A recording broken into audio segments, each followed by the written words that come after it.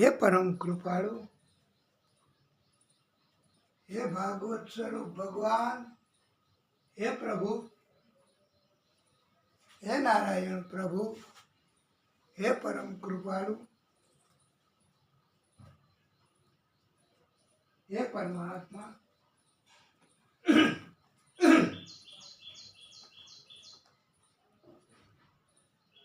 ઓમ નમો ભગવતે વાસુદેવાય, વાસુદેવાય, હરિ વાસુદેવાય. ઓમ નમો ભગવતે વાસુદેવાય.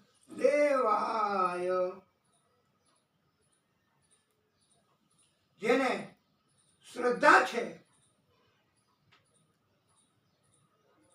એના હૃદયમાં કાયમી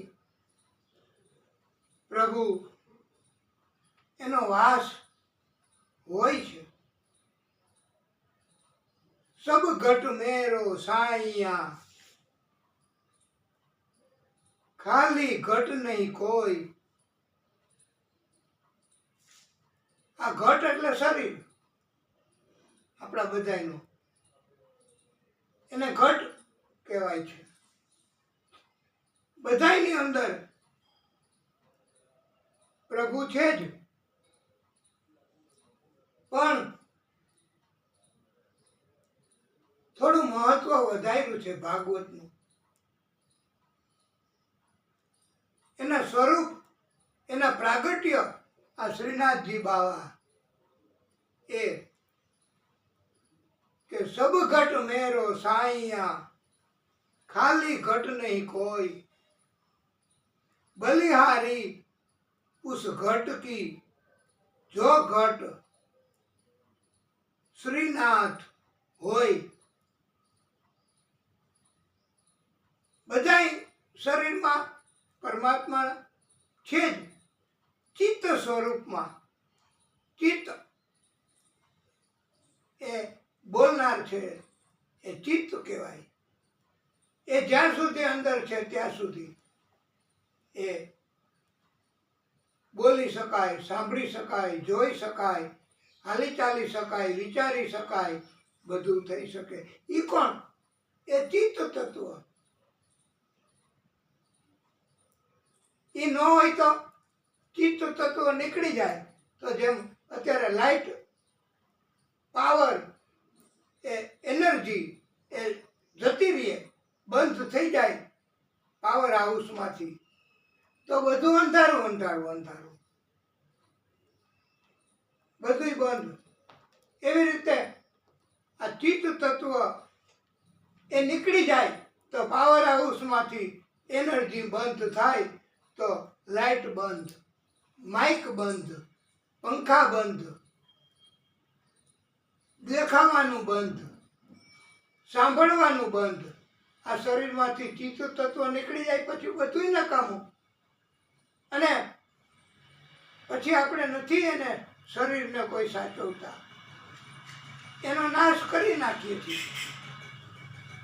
એવી જ રીતે જ્યાં સુધી જે શરીરમાં, હૃદયમાં પરમાત્મા છે, ચિત્ત તત્વ છે, એ જ હૃદયમાં ભગવાન હોય એવાની જ કિંમત છે. બલિહારી ઉસ ઘટ કી જો ઘટ શ્રીનાથ હોય. આ શ્રીનાથ એ પરમાત્માનું સ્વરૂપ છે.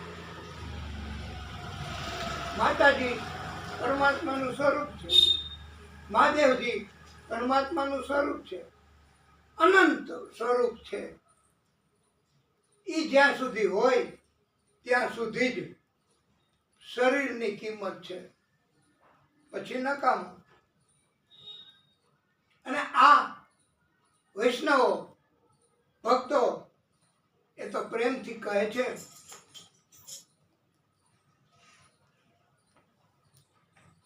પીળા પીતાંબર શોભતા શોભે હાથ. આ શ્રીનાથજી બાવાનો હાથ ઊંચો છે. શ્રી વલ્લભ સેવા કરે શોભી રહ્યા શ્રીનાથ. મારા ઘટમાં બિરાજતા શ્રીનાથજી જમનાજી મહાપ્રભુજી. આ વૈષ્ણવો એમ કહે છે કે મારા ઘટમાં પ્રભુ છે, પરમાત્મા છે. મારું મનડું છે ગોકુળ વન રાવન. તો મારું મન પણ ગોકુળ અને વનરાવન સમાન છે. મારા તનના આંગણિયામાં તુલસી નાવન. મારા પ્રાણ જીવન મારા ઘટમાં બિરાજતા શ્રીનાથજી જમનાજી મહાપ્રભુજી. મારા આત્મના આંગણે શ્રી મહાપ્રભુજી. મારી આંખો દિશે ગિરધારી રે ધારી. મારું તન મન ઓ મારું તન મન ગયું છે જેને વારી રે વારી. મારા શ્યામ મુરારી મારા ઘટમાં બિરાજતા શ્રીનાથજી જમનાજી મહાપ્રભુજી. અને બહુ સુંદર અરજ પ્રાર્થના આ શ્રીનાથજી એને આપણે કરીએ. એ આદિશક્તિનું જ સ્વરૂપ છે. શ્રીનાથજી કહો, માતાજી કહો, મહાદેવજી કહો, બધું પ્રાગટ્ય એ આદિશક્તિનું છે. તો એને આપણે પ્રાર્થના કરીએ કે હે પ્રભુ, હે આદિશક્તિ સ્વરૂપ, મારા અંત સમય કેરી સુણો રે અરજી. મારા અંત સમય કેરી સુણો રે અરજી. તમે પણ બોલી શકો. હા, અહીંયા આવીને પણ કહી શકો. આ આપણા બધાની કથા છે. અહીંયા કોઈ જાતનું કઈ પાબંદી, પ્રતિબંધ કે કોઈ રોકટોક કે કાંઈ નથી હો. આ બધું જ જેને જે અંદરથી થાય એવું કરવાની છૂટ છે. નાચવાની પણ છૂટ છે, ગાવાની પણ છૂટ છે. અને ઊંચો હાથ કરશો તો અમે પણ આ કથામાં યોગ્ય જગ્યાએ એને રોકાવી અને આપને તક આપશું. ભક્તિ કરવાની બધાને છૂટ. એમાં કોઈ જાતના એવા કડક નિયમો નથી. આ બધી કથા આપણે બધાએ સાથે જ કરવાની છે. મારા અંત સમય કેરી સુનો રે અરજી. લેજો શ્રીજી બાવા ચરણોમાં દયા રે કરી. હવે પછી હું આવે છે એ ખબર છે? તો હા, અહીંયા આવીને કહેશો ના પાડી છે તો કાંઈ નહીં. મને તેડા રે જમકેરા કદી ના આવે. મારો નાથ તેડાવે. એટલે જેવી રીતે નથી આ કળિયુગમાં કોઈ પોલીસ એ મહોદય આવીને કહે કે ભાઈ તમે જરાક ઓફિસે આવજો, આ તમારું નામ છે પ્રતાપ વ્યાસ. આપણે કહીએ હાજી હાજી ઓફિસે આવજો, સાહેબે બોલાવ્યા છે. તો આવીને કહી જાય, પછી આપણે ન જાય તો શું થાય? બીજી વાર આવે કે તમે કેમ ન આવ્યા ભાઈ? અભિમાન છે, પાવર છે, શેનું છે? શું છે તમારું કહેવાનું? સાહેબ બોલાવે તમને કઈ જાય, તમે ન આવો. અને પછી એ ન જાય તો ત્રીજી વાર આવીને એમ કહે કે જો હવે નહીં આવો તો સાહેબ જીપ લઈને આવશે, અહીંયા વાહન લઈને આવશે અને બધા સાથે પણ હશે જ, અને તમને અહીંયા શેરી વચારે લાકડીથી મારકૂટ કરીને પણ લઈ જાશું. એમ જો આપણે પ્રભુ એમનું માન ન રાખીએ, એમને સમજીએ નહીં તો, અને જો પ્રભુની ભક્તિ કરીએ હાજી હાજી હાજી, અને ભક્તિ કરવાની તક બીજાને પણ આપીએ તો પરમાત્માની કૃપા થાય. ભક્તિ કરીએ તો અને કરાવીએ તો, એટલે પરોપકાર અને ભક્તિ કરાવવી તો ક્યારેય જમ એનું તેડું ન આવે.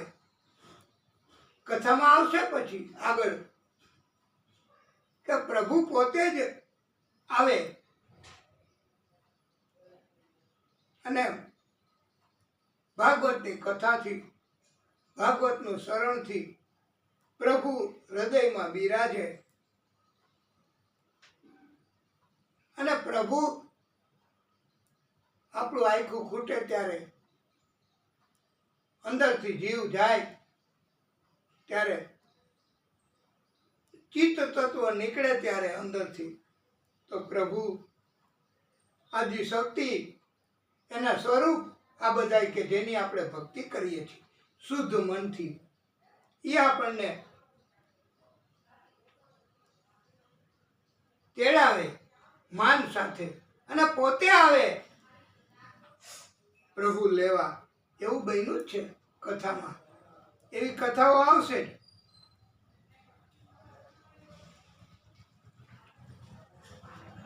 અને ભાગવતનું મહત્વ સમજાવતા એમ કહેવામાં આવ્યું છે, વાલા ભક્તો, યત ફલમ ન અસ્તિ તપસા ન યોગેન સમાધિના તત્ફલમ લભતે સમ્યક કલો કેશવ કીર્તનાથ. આ કઈ અમારું ઘરનું નથી, આ આદિકાળથી, અનંત કાળથી, વર્ષો પહેલાથી ભાઈ આ કહેવામાં આવ્યું છે કે જે ફળ તપ કરવાથી, સમાધિમાં વર્ષો સુધી રહેવાથી નથી મળતું, એ માત્ર મન બુદ્ધિપૂર્વક એક ચિત્તથી હે કેશવ ભાગવતજીની કથાથી મળે છે. એવી આ ભાગવત છે. એટલું બધું આનું મહત્વ છે કે વર્ષો સુધી તમે કરો તોય જે ફળ મળે છે એ ભાગવતની કથા સાંભળવાથી, કહેવાથી, આયોજન કરવાથી મળે છે. અને દરરોજ કથા કહેવાની, કરવાની, સાંભળવાની અને મૂકી નથી દેવાની. નિત્યમ ભાગવતમ યસ્તુ પુરાણમ પઠતે નરઃ પ્રત્યક્ષરમ ભવેત તસ્ય કપિલા દાનમ જ ફલમ. દરરોજ ભાગવતની કથા, એનો એક શ્લોક પણ 18,000 શ્લોક છે, એક શ્લોકનો પાઠ કરે તો કપિલા દાન, એટલે એવી ગાય કે જે પરમાત્માનું જ સ્વરૂપ હોય એવી ગાય, એનું દાન કરીએ અને જેટલું પુણ્ય મળે એટલું પુણ્ય આ એક શ્લોક કહેવાથી પણ, અરે અડધો શ્લોક, એનો પણ અડધો શ્લોક, આટલું બધું તો કન્સેશન કરી આપે છે પ્રભુ, તોય આપણે આ ભાગવતનું મહત્વ ન સમજી શકીએ તો પછી શું કામનું? દરરોજ શ્રદ્ધાપૂર્વક અડધાનો અડધો શ્લોક તો 1000 ગાયના દાન કરવા જેટલું પુણ્ય મળે છે.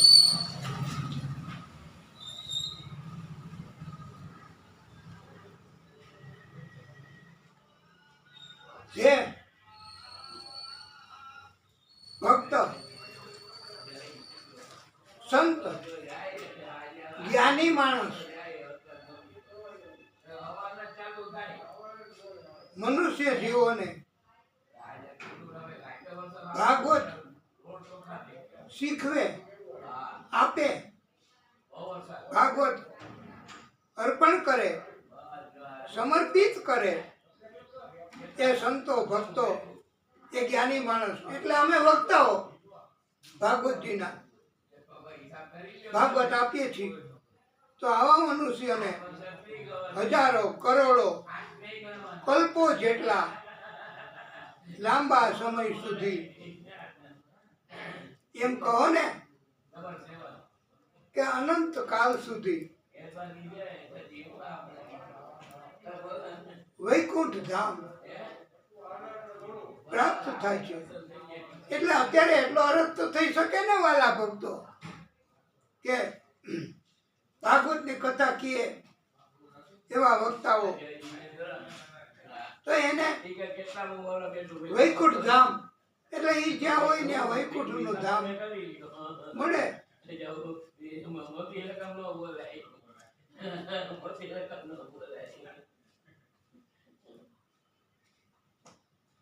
યત્ર તત્ર ભવેત પુણ્યમ શાસ્ત્રમ ભાગવતમ કલૌ તત્ર તત્ર સદૈવ અહમ ભવામી ત્રિદશૈ સહ. એટલે કે કળિયુગમાં જ્યાં જ્યાં ભાગવત શાસ્ત્ર છે, પ્રભુની હાજરી છે, ભાગવત ની અંદર ભગવાન છે, એ બધા જ દેવો સાથે પરમાત્મા કહે છે, પરમ શક્તિ કહે છે કે હું હંમેશા વાસ કરું છું. એટલે વાલા ભક્તો ભાગવતનું મહત્વ કેટલું કે તમારા ઘરમાં પણ જો ભાગવતનું હોય ગ્રંથ, એને શુદ્ધ જગ્યાએ રાખો તો પરમાત્મા એમ કહે છે કે હું ત્યાં વાસ કરું છું. અને માત્ર પરમાત્મા જ નહીં પણ બધાય દેવો એ પણ ત્યાં વાસ કરે છે.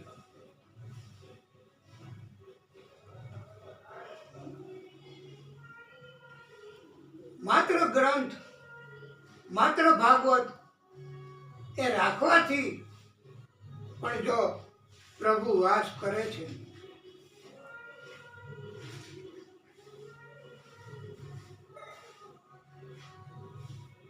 ભાગવતજીને જોઈ અને એમની પાસે આવું એમ થાય કે અહીંયા કથા ચાલુ છે, અહીંયા ભાગવતની પોથળી એની પધરામણી કરી છે અને અહીંયા ભક્તો સાંભળે છે કથા.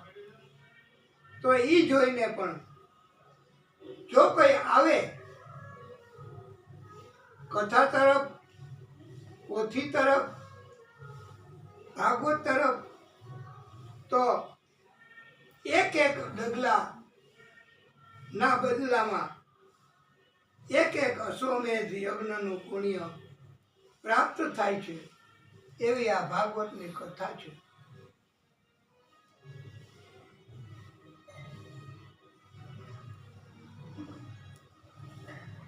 આ કંટ્રોલ આખી પૃથ્વી, આખા બ્રહ્માંડ, આકાશ પાતાળ,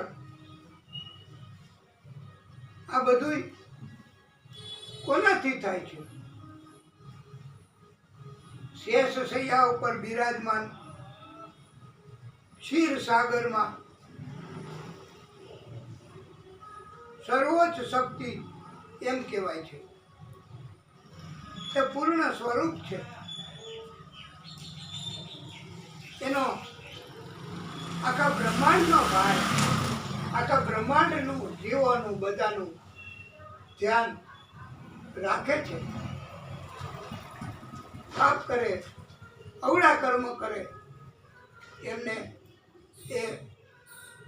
એના જ કર્મથી તકલીફ આપે છે. પણ એમ છતાંય એનું કહેવાનું એવું છે, પ્રભુનું, આદિશક્તિનું, કે હું પણ સર્વોચ્ચ નથી. એમ કહે છે કે જો હું સર્વોચ્ચ હોઉં, આ એક આદિશક્તિનું પ્રાગટ્ય છે, ઈ બરાબર, પણ સર્વોચ્ચ નથી. સર્વોચ્ચ શક્તિ તો એ આદિશક્તિ એક જ છે. અને તો પછી વારંવાર અવતાર શા માટે લેવો પડે? જો હું સર્વોચ્ચ હોઉં તો મને પણ અવતારો લેવા, કાર્ય શું કરવું, એ બધું સૂચન હુકમ કરવા વાળી એક જ શક્તિ છે. તો એને આપણે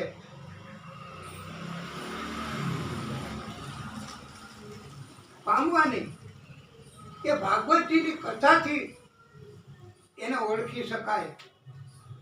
અને જે લોકોએ ભાગવતને ઓળખ્યું છે, બ્રહ્માજીએ એને પણ બધા જ ગ્રંથો, બધા જ તત્વો એક ત્રાજવાના પલ્લામાં મૂક્યા અને બીજા પલ્લામાં ભાગવત મૂક્યું, તો ભાગવત સૌથી વધારે શ્રેષ્ઠ ગણાય. એવું થયું. ભાગવત જ, એના સિવાય બીજું કોઈ તત્વ નથી કે જે એની તુલનામાં આવી શકે. તો જે લોકો ભક્તો થઈ ગયા, ઓળખી ગયા ભક્તિ મારફત, પ્રભુની કૃપા મારફત, તો એ એમ કહે છે આપણને, દીવાના બના દિયા હમે, મસ્તાના બના દિયા.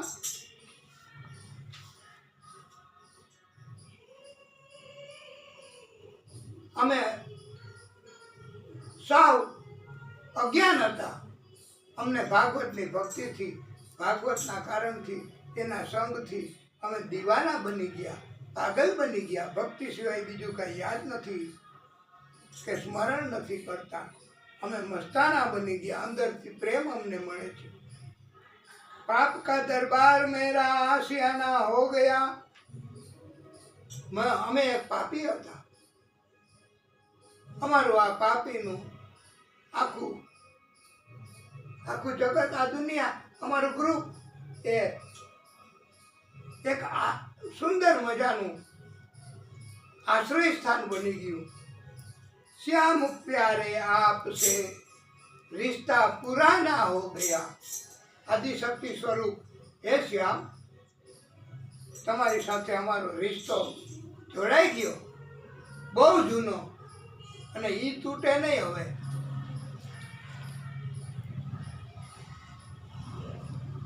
लगन तुमसे लगा बैठे, जो होगा देखा जाएगा.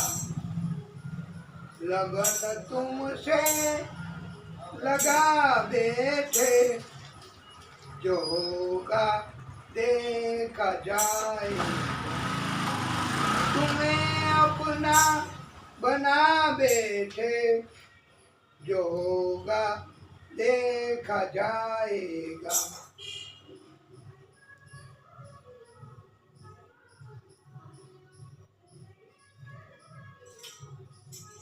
આ પ્રભુની સાથે આપણો જ્યારે લગાવ થઈ જાય ત્યારે પછી આપણને મારા ભક્તો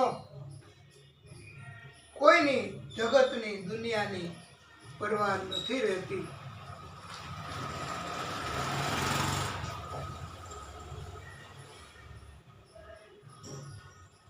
ભાગવતજી લોભનો તો નાશ કરનાર છે.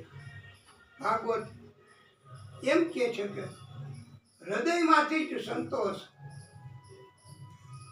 ઉત્પન્ન થાય છે અને સંતોષ ધન એ ભાગવતથી મળે છે, એની કથાથી મળે છે. ગોધન ગજધન બાજ ધન और रतन धन खान, जब आवे संतोष धन सब धन धूली સમાન. આ સંતોષ રૂપી ધન એ ભાગવતની કથાથી પ્રભુની કૃપાથી મળે છે. પછી કાંઈ જરૂર નથી રહેતી. સુદામાને સંતોષ હતો અને લોક જગત દુનિયા શું કહેશે એ ન જોવાનું હોય. હો लिख लेना मेरे भाई बहन કે દુનિયા આપણને એમ કહેશે કે આ તો નાટક કરવા વાળો છે. દુનિયા આપણને એમ કહેશે કે આ તો અભિમાની છે. દુનિયા આપણને એમ કહેશે કે, પણ દુનિયા આપણને સારો કહે કે ન કહે એ આપણે નથી જોવાનું. પરમાત્મા એ આપણને કૃપા કરે અને એ અંદરથી સંતોષ આપે એવું કરવાનું. દુનિયા તો તમે ગમે તે કરશો ને તોય તમે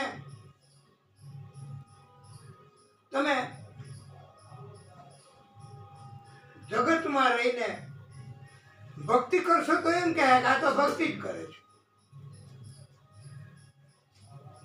તમે ભક્તિ નહીં કરો તો એમ કહે છે કે આ તો કોઈ દી ભક્તિ કરતો જ નથી, એને ધનમાં અને સ્વાર્થમાં જ રસ છે. એટલે દુનિયા તો કહેવાની કંઈક ને કંઈક કહેશે. દુનિયા શું કહે એ કાંઈ નથી અને દુનિયાની દરકાર નથી કરવાની. એનો ધંધો બીજો હું દુનિયાનો કાંઈ ને કાંઈ કહેવાનું છે અને કરવાનું, બીજાની ભૂલ શોધવાની. એ જ દુનિયા.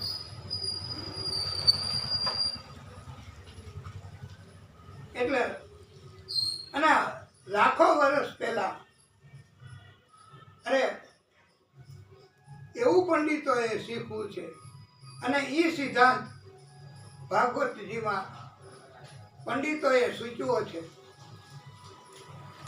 कुछ तो लोग कहेंगे, लोगों का काम है कहना, छोड़ो बेकार की बातों में कहीं छूट न जाए रहना, कहीं बीत न जाए रहना. આ બેકારની વાત, દુનિયા સાથે બેકારની પ્રવૃત્તિ, જેમાંથી કાંઈ નથી મળવાનું અને એને કામ નથી લાગવાનું, લઈ જવાનું નથી. દુનિયા જે આપશે એ પરમાત્મા પાસે લઈ જવાનું નથી, માત્ર કર્મ. અને આ ભાગવતની કથા, આ ભાગવત આ પૃથ્વી લોક ઉપર જ છે. હા, આના માટે પૃથ્વી ઉપર આવવું જ પડે. આપણને મનુષ્ય જીવન આપ્યું છે ભગવાને, તો આ પૃથ્વી લોક એના ઉપર આપણને રહેવા માટે અને ભક્તિ કરવા માટે ભાગવત અહીંયા જ મળે, બીજે ન મળે. સ્વર્ગે સત્યે ચ કૈલાસે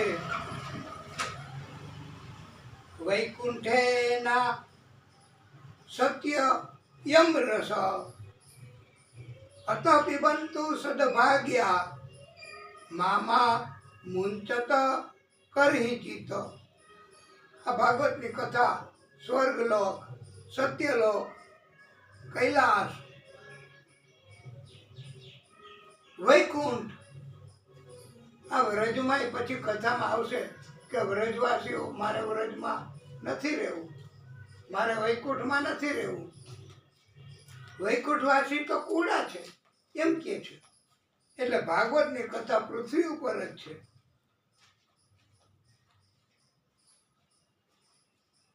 પ્રભુની અતિ કૃપા હોય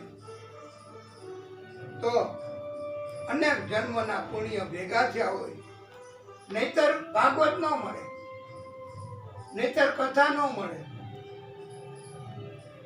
દેવાનામ અપી દુર્લભમ સુરાનામ અપી દુર્લભમ ઇતિ ભાગવતી વાર્તા. હવે તો સમજાય છે ને કે ભાગવતની કથા દેવોને નથી મળતી. એને ના પાડી છે કે તમને કથા નહીં આપીએ.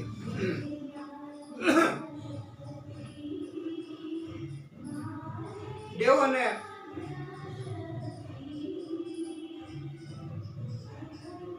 નથી મળતી કથા.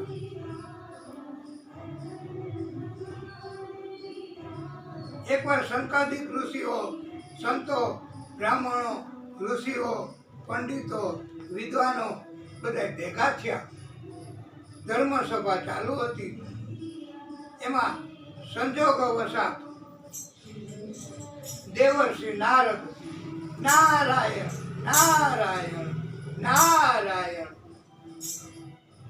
કરતા કરતા પધાર્યા અને શંકાદિક ઋષિઓએ બધાય વતી પ્રશ્ન કર્યો.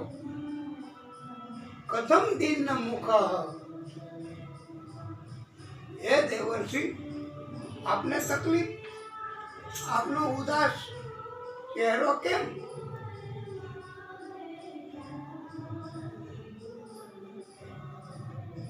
એ અમને સમજાવો. ત્યારે નારદજી કહે છે કે હું વિચરણ કરતો હતો, મને કોઈ શાંતિ, પ્રિય કે આનંદ કરે એવા કે સુખ હોય એવા મને કોઈ દેખાણા નથી. કલીની અસર પૃથ્વી લોકમાં છે અને બધાને કોઈને કોઈ પ્રકારના દુઃખ, કોઈને કોઈ પ્રકારના દર્દ, કોઈને કોઈ પ્રકારના આ બધા છે જ. લોકો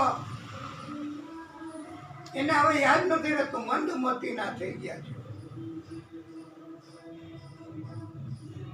જ્યાં યમુના કિનારે પહોંચ્યો ત્યાં એક તરુણી એટલે કિશોરી 8-10 વર્ષની હોય એને તરુણી કહેવાય. એ દુઃખી અવસ્થામાં હતી. એમની બાજુમાં વૃદ્ધ કાલ યોગે એને જર્જરો, ઉંમર થતી ગઈ એમ અપાહિજ થઈ ગયા એ વૃદ્ધ. આ ધ્યાનથી સાંભળજો વાલા ભક્તો,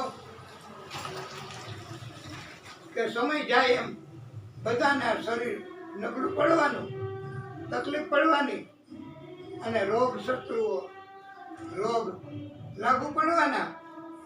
એમ આ અપાહિજ વૃદ્ધ સમય જતા ઊભા ન થઈ શકે એવા થઈ ગયા હતા. એની સેવા કરે બસ આ ભક્તિ તરુણી. તરુણી એટલે એ ભક્તિ દેવી છે. અને એનું દુઃખ કષ્ટ દૂર નથી થતા. જીવનમાં પણ વૃદ્ધ માણસો ન ઊભા થઈ શકે, ન બોલી શકે, ન ભક્તિ કરી શકે. એવો સમય આવે તો નારદજીને કહ્યું કે તમે કાંઈક કરો, અને થોડીક શક્તિ મળે એવું. નારદજીએ કહ્યું કે હું તમારી તકલીફ દૂર કરીશ. અને એટલા માટે નારદજી કહે, મેં એમને વેદો, પુરાણો એ સંભળાવ્યા. અપાહિજ બે જ્ઞાન અને વૈરાગ્ય એ હતા ભક્તિ દેવીના પુત્રો. કોઈને જ્ઞાનમાં રસ નથી, એના કોઈ ગ્રાહક નહોતા. જ્ઞાન વૈરાગ્યમાં એટલે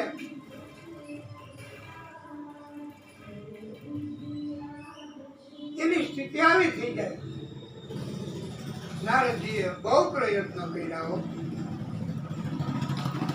એ ઉભા તો થયા પણ પાછા પડી ગયા,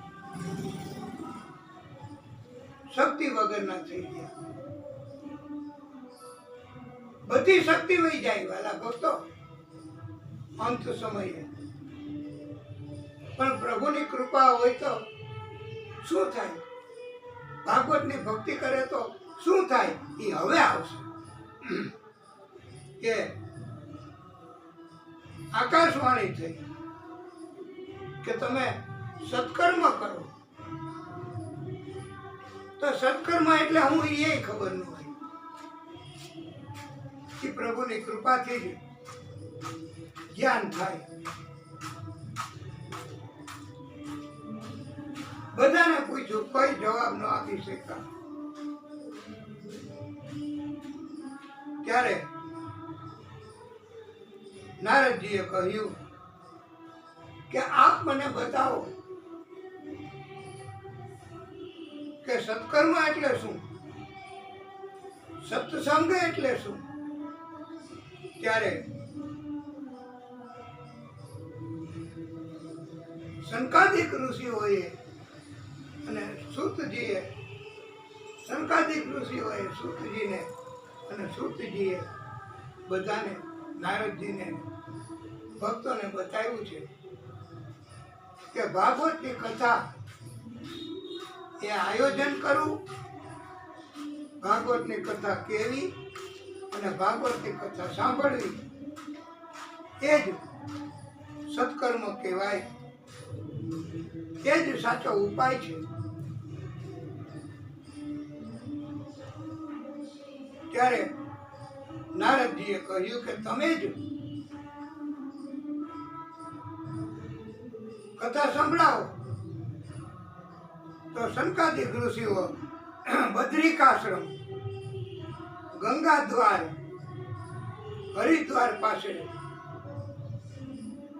એ વિસ્તારમાં ગયા બધાય સંતો સાથે, અને શ્રીમદ ભાગવતજીની કથાનું આયોજન કર્યું. ખાલી એક શબ્દ શરૂ કરી ભાગવતની કથા, ત્યાં તો આ ગંગાનું ઘાટ જ્યાં કથા થઈ આયોજિત તે જગ્યા, અને ક્યાં કેટલે દૂર યમુના નદીના કિનારે જ્ઞાન વૈરાગ્યની આવી સ્થિતિ, એની સેવામાં અનેક મહિલાઓ, પવિત્ર નદીઓ મહિલા સ્વરૂપે હતી ભક્તિ દેવીને મદદમાં. ત્યાં અસર થઈ, ત્યાં અસર થઈ, અને બધા એવી અસર થઈ કે ઊભા નહોતા થઈ શકતા, એ ભાગવતની કથાનો શબ્દ માત્ર એટલે દૂર હો.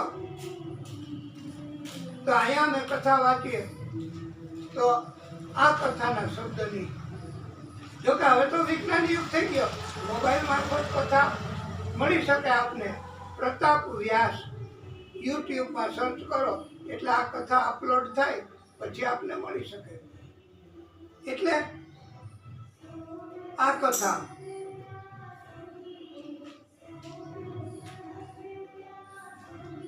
એ ત્યાં પહોંચી યમુના કિનારે, અને એને અસર થઈ. જરાય શક્તિ નહોતી. જગતમાં કોઈ વિજ્ઞાની, કોઈ ડાક્ટર, કોઈ એક્સપર્ટ, કોઈ દવા, કોઈ ઇન્જેક્શન એવું ન કરી શકે કે આવ શક્તિ વગરના જગ્યા હોય દોડતા થાય, નાચવા માંડે. ત્યાં માત્ર ભાગવત જ કરી શકે. ભાગવતનો શબ્દ સાંભળો અને ત્યાં વાલા ભક્તો ભક્તિ જ્ઞાન વૈરાગ્ય અને એને મદદમાં હતી એ પવિત્ર નદીઓ એ પણ. અને આ કથા આપને મળે અને આપ જોવો તો આપને પણ એની અસર તો થાય જ, અંદરથી આનંદ થાય જ. ભક્તિ જ્ઞાન વૈરાગ્ય અને એને મદદમાં પવિત્ર નદીઓ હતી એ મળી, અને એમાં શક્તિ એટલી બધી આવી ગઈ કે એટલે દૂરથી નાચતા ગાતા કીર્તન કરતા કરતા કથામાં પધાર્યા. કથામાં આવે ને એનામાં પ્રભુ શક્તિ આપે, બળ આપે. કથા સાંભળવામાં શ્રદ્ધા હોય ને એના ભક્ત ને બધું જ પ્રભુ કરી આપે. આ કથાની અસર અહીંયા જેતપુરમાં થતી કરતા હોઈએ, રાજકોટ જિલ્લામાં તો જેવી રીતે ગંગા દ્વાર ત્યાંથી અસર થઈ યમુના કિનારે, કેટલું દૂર. તો જામનગર તો નજીક છે, તો જામનગરમાં અસર થાય આ કથાની. જો શ્રદ્ધા હોય તો અને સંકલ્પ હોય તો,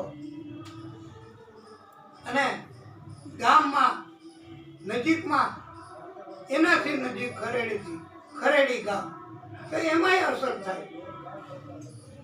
તો આખી પૃથ્વી ઉપર કથાની અસર થાય જ છે. અને બધાય જ્ઞાન વૈરાગ્ય પવિત્ર નદીઓ એ બધા તરુણ બની ગયા. ભક્તિ સુતૌ તૌ તરુણો ગૃહીત્વા.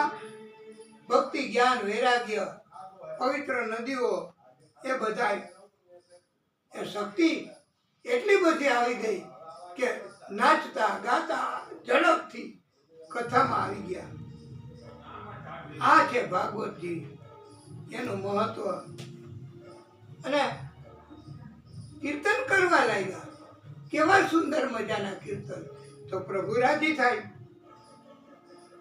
શ્રી કૃષ્ણ ગોવિંદ હરે મુરારી, શ્રી કૃષ્ણ ગોવિંદ હરે મુરારી, હે નાથ નારાયણ વાસુદેવ,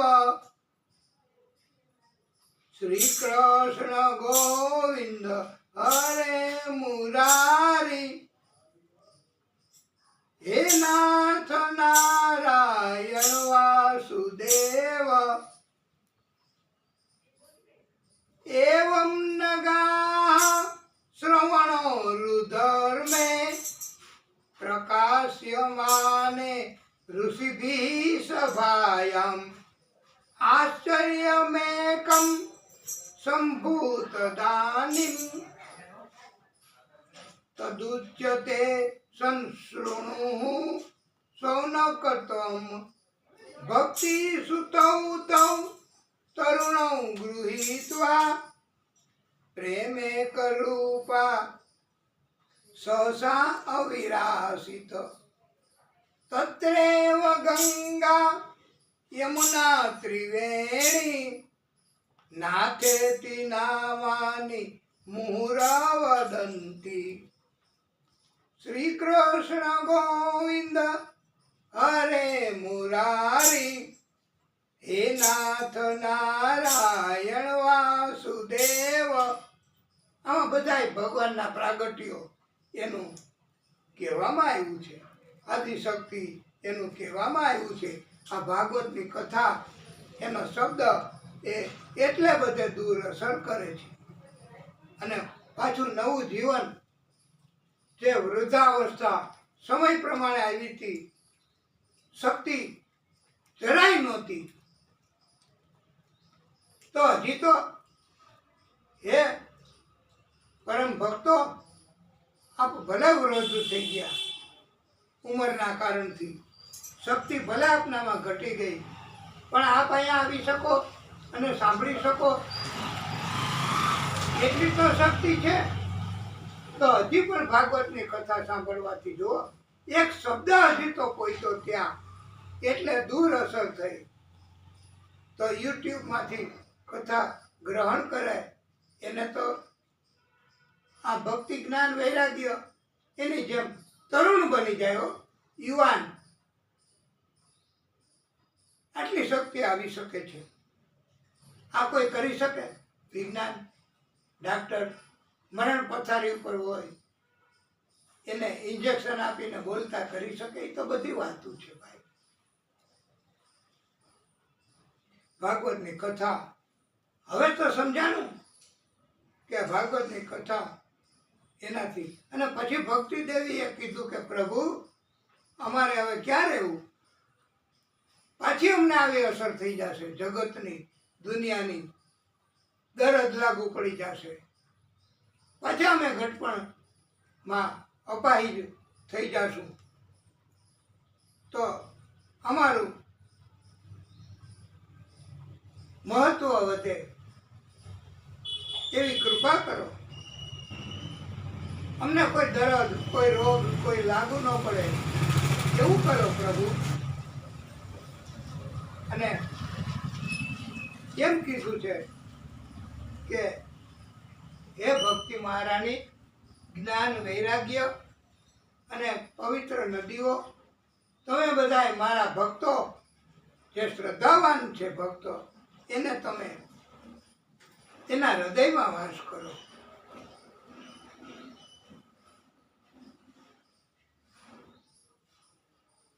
તો તમને ક્યારેય નહીં તકલીફ પડે, ક્યારેય આવી રીતે દશા તમારી નહીં થાય. અને કાંઈ હો હૃદયમાં વાસ કરે છે, કારણ કે ભગવાન ભક્તના હૃદયમાં હોય જ. ભગવાન જ્યાં હોય ત્યાં રહેવાથી, ભગવાન જ્યાં હોય તેમ કરવાથી, ભક્તિ કરવાથી, કથા ભાગવતની કહેવાથી, સાંભળવાથી, આયોજિત કરવાથી, કથાના કાર્યમાં મદદ કરવાથી બધું જ મળી શકે છે વાલા ભક્તો. અને શક્તિ એટલી બધી કે પછી ક્યારેય વૃદ્ધત્વ આવતું નથી.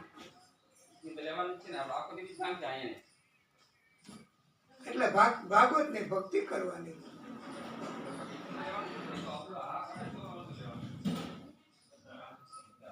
ભાગવતજીનો પહેલો શ્લોક: જન્માદસ્ય યતોન્વયાદિ તરતઃ ચાર્થે સ્વભિજ્ઞ સ્વરાટ તેને બ્રહ્મહૃદાય આદિ કવયે મુહ્યન્તિ યત સૂર્ય તેજો વારિમૃદામ યથા વિનિમયો યત્ર ત્રિસર્ગો મૃષા ધામ્ના સ્વેન સદા નિરસ્તકુહુકમ સત્યમ પરમ ધીમહિ. કેનું ધ્યાન કરવાનું? આ શ્લોકમાં કહ્યું કે સત્ય સ્વરૂપ પરમાત્મા છે. સત્ય એ પરમાત્મા આદિ શક્તિ છે, એનું ધ્યાન કરવાનું. ન્યાય એમ નથી કીધું હનુમાનજીનું ધ્યાન કરવાનું, ન્યાય એમ નથી કીધું માતાજીનું ધ્યાન કરવાનું, ન્યાય એમ નથી કીધું કે મહાદેવજીનું ધ્યાન કરવાનું, ન્યાય એમ નથી કીધું કે કોઈ પણ ધર્મ, કોઈ પણ ભગવાન, એનું દેવ, એનું પ્રાગટ્ય, એનું ધ્યાન ધરવાનું નથી કીધું. પણ સત્ય સ્વરૂપ જ ભગવાન છે. અને એમ કીધું છે કે જેનો જન્મ નથી, અજન્મા છે, એ કાયમ રહે છે, વર્તમાનમાં પણ રહે હોય, એનો અંત ન આવે. પ્રલય થાય પણ એનો અંત ન થાય. એ શક્તિ એ આદિ શક્તિ છે, મૂળ શક્તિ છે, કે જે માત્ર એ જોઈ ન શકાય. તેજ, જેમ આ રોશની કિરણ, તેજ એને એટલું જ એવું જ સ્વરૂપ છે. અને એમને પ્રાગટ્ય કર્યું સત્ય સ્વરૂપમાં. તો સત્ય એ જ એનું સ્વરૂપ છે, એનું પ્રાગટ્ય છે. અને એનું જ ધ્યાન ધરવાનું છે. બાકીના બધા એમના સ્વરૂપ છે. પછી અંદરો અંદર આ ધર્મમાં ઝઘડા, અમે તમને ન માનીએ, અમે મહાદેવજીને માનીએ, અમે માતાજીને માનીએ, અમે આ એવા કોઈ નથી કહ્યા. ભાગવતે તો એમ કહ્યું છે, પંડિતોએ, આદિશક્તિએ એમ કીધું છે કે આ પૃથ્વી, પાણી, એ તો જેમ તેજ હોય ને આ જળ દેખાય, એ ભાસ છે. આમ વાસ્તવમાં જળ નથી. અને જળ દેખાય ને આ જમીન દેખાય, એ પણ એક જાતનો ભાસ છે. એ આપણને પ્રભુની શક્તિ એક જ સત્ય સ્વરૂપ છે. એના રૂપમાં જ આખા બ્રહ્માંડમાં પ્રભુ શ્રી હરિ છે. અને ફક્ત એના હેતુ માટે આખા બ્રહ્માંડમાં પ્રભુ આ સત્ય સ્વરૂપે વિરાજમાન છે. સત્ય બોલે તો કલ્યાણ થાય, સત્ય બોલે, સત્યનું આચરણ કરે તો આનંદ થાય. બાકી તો હું તને મારી નાખીશ, હું તને જોઈ લઈશ, આ બધા મિથ્યા ખ્યાલ છે ભાઈ. मारने वाला है भगवान आदिशक्ति, बचाने वाला है भगवान आदिशक्ति. तो मानस, जगत, दुनिया ये काई न करी सके भाई. देवो ये बधा एमना प्रागट्य छे.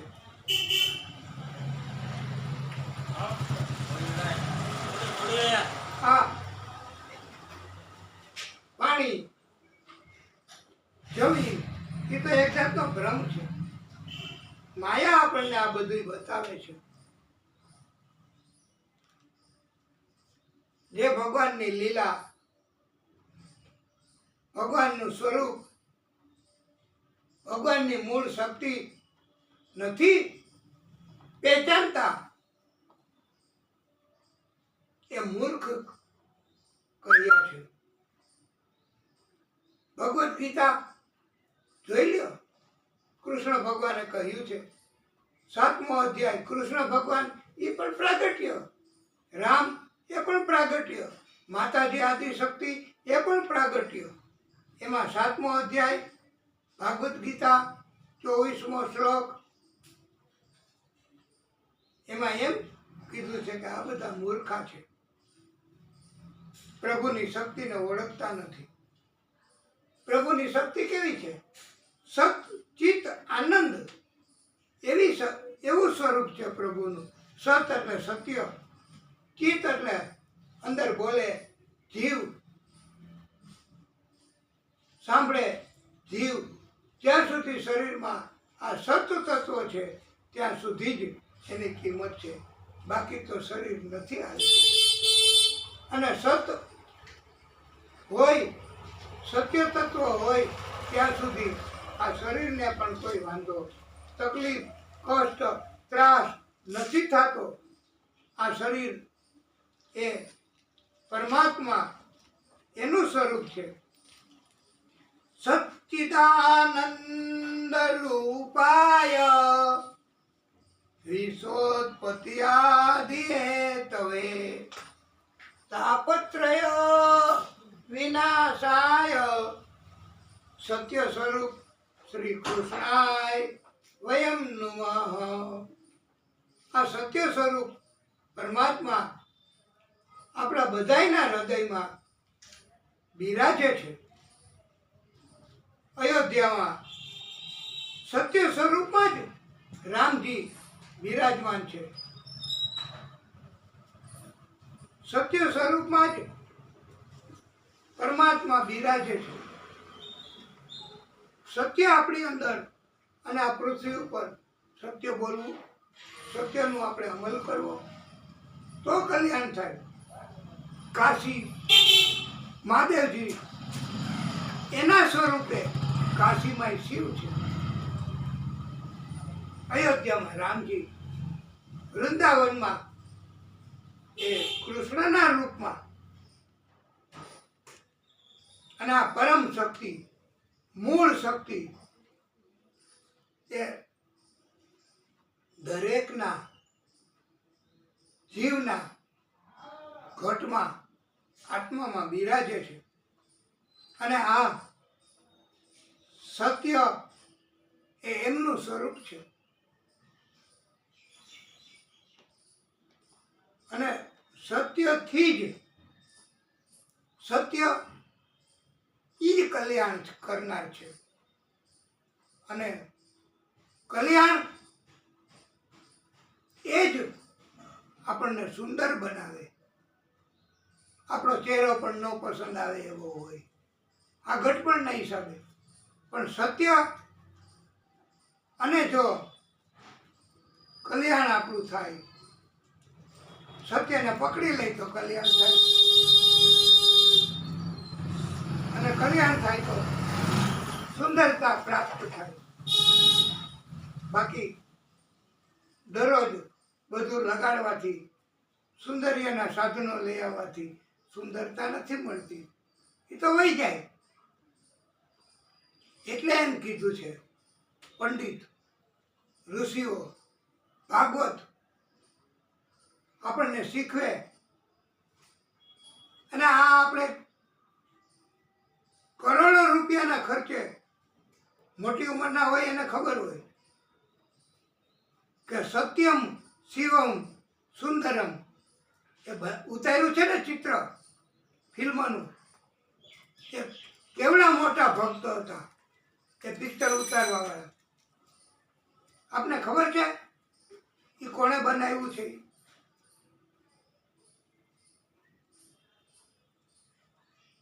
એ પરમ ભક્ત. એ કે ભલે કરોડો રૂપિયાનો ખર્ચો થઈ જાય, પણ આ દુનિયાને શીખવવા માટે, બોધ આપવા માટે આ બનાવ્યું છે. અને એમાં કેવું સુંદર મજાનું ગાન, ગીત કર્યા છે. તમને ખબર હોય તો અમુક વર્ષ પહેલા, તમે તો મોટી ઉંમરના છો, તમને ખબર જ હોય કે સત્યમ શિવમ સુંદરમ એના ગીતો કેવા ઉતર્યા, કેવા બધા ઉતર્યા હતા. ઘરે ઘરે એ જ હોય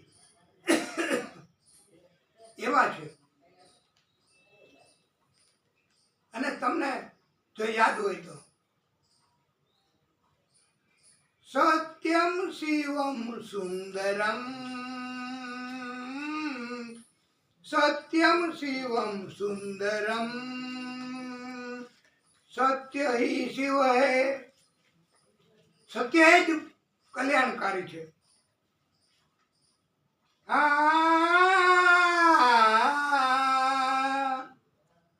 ઈશ્વર સત્ય હૈ. સત્ય એનું સ્વરૂપ છે. સત્ય હિ શિવ હૈ. શિવ હિ સુંદર હૈ.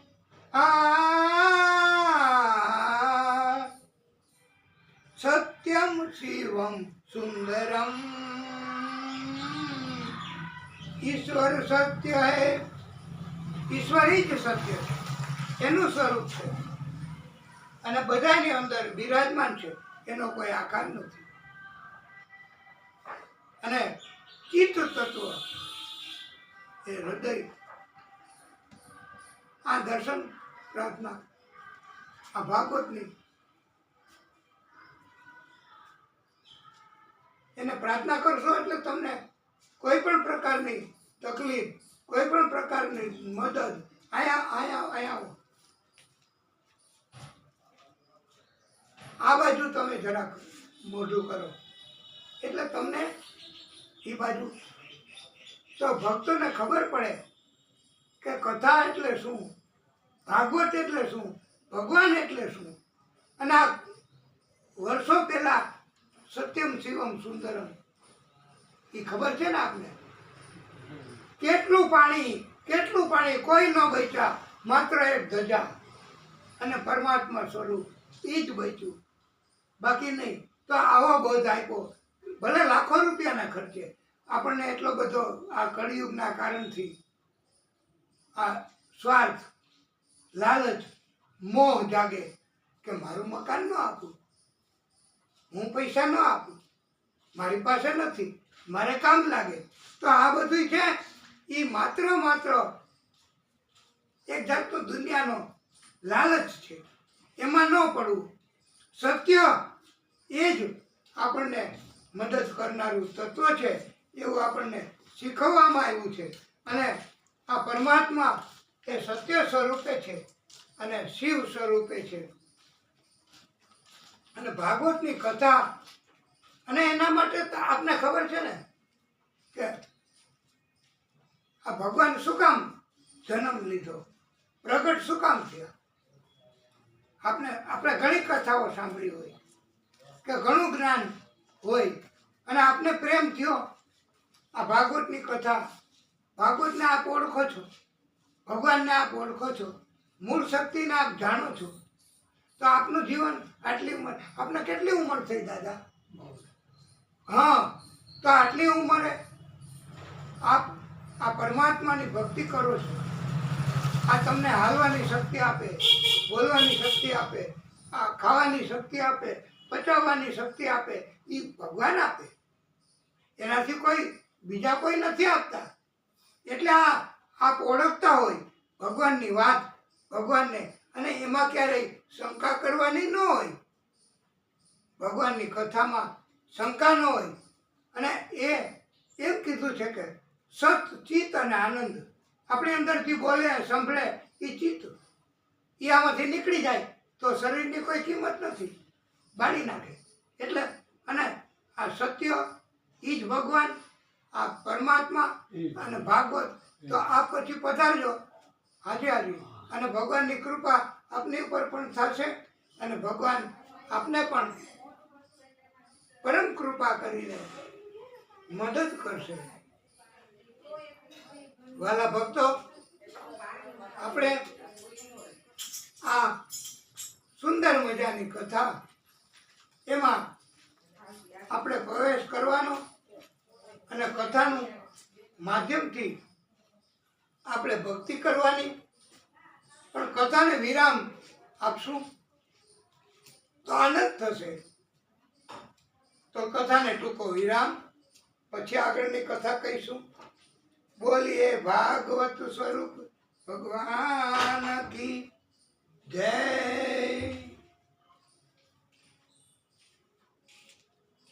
હે પરમ કૃપાળુ હે પરમાત્મા, હે નારાયણ ભગવાન, હે વિષ્ણુ પરમાત્મા, હે દાદા, હે ભાગવત સ્વરૂપ ભગવાન, ઓમ શ્રી